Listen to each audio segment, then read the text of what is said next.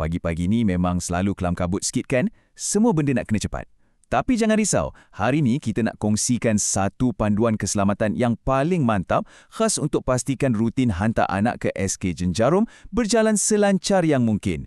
Anggap saja penerangan ringkas ini sebagai panduan utama kita semua untuk capai pagi yang lebih tenang dan bebas stres.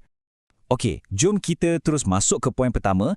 Kuncinya di sini, anda kena sampai 10 hingga 15 minit lebih awal. Serius, tingkap masa ni memang sangat-sangat krusial. Ia bukan saja dapat selamatkan anda daripada terperangkap dalam kesesakan minit-minit terakhir, malah ia sebenarnya bantu anak-anak kita untuk mulakan hari mereka dengan mood yang jauh lebih tenang dan positif. Kita bergerak laju ke bahagian seterusnya, iaitu memfokuskan kepada zone drop-off kita di pagar B. Dekat sini kita boleh nampak perbezaan yang sangat ketara. Di sebelah kiri, apa yang kita nak ialah tindakan yang pantas. Turunkan anak anda cepat-cepat di pagar B dan teruskan pergerakan. Mudah dan lancar. Tapi di sebelah kanan, tolonglah elakkan daripada parking terlalu lama atau keluar dari kenderaan tanpa sebab yang kukuh. Perbuatan macam ni sekelip mata saja boleh buat jalan tersumbat dan bagi kesan domino dekat puluhan kereta lain kat belakang anda. Kita tak nak macam tu kan? Seterusnya, kita beralih ke bab yang tak boleh dikompromi sama sekali. Keselamatan. Ini semestinya keutamaan kita bersama. Mula-mula sekali, bila dia dalam kereta, sentiasa pastikan tali pinggang keledar dipasang rapi.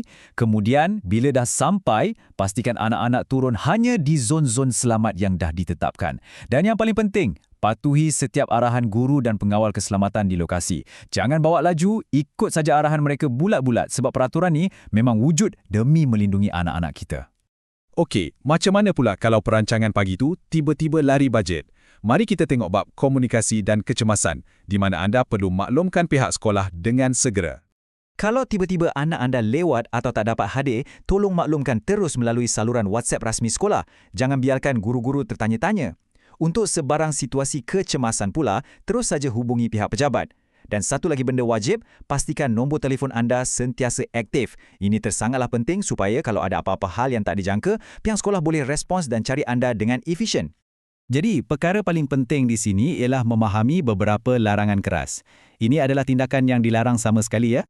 Mari kita senaraikan laju-laju apa yang tak patut dibuat. Pertama, tiada sesiapa dibenarkan masuk tanpa kebenaran. Kedua, tolong jangan guna pagar C. Ketiga, jangan sesekali halang laluan trafik utama. Dan akhir sekali, jangan parkir kenderaan sesuka hati. Kenapa? Sebab kalau kita abaikan benda ni, ia dah cukup untuk wujudkan kesesakan trafik yang sangat teruk buat semua orang. Bayangkan jalan sesak tak bergerak, stres kan? Seperti mana pesanan hebat daripada Jawatan Kuasa 3K SK Jenjarom, keselamatan tanggungjawab bersama. Garis panduan ni tak akan ke mana kalau kita tak bekerjasama. Jadi cuba tanya diri anda sekarang, apa komitmen yang anda secara peribadi akan buat untuk pastikan rutin drop-off esok pagi jadi yang paling lancar pernah berlaku? Fikir-fikirkanlah ya. Terima kasih banyak-banyak atas kerjasama hebat anda semua.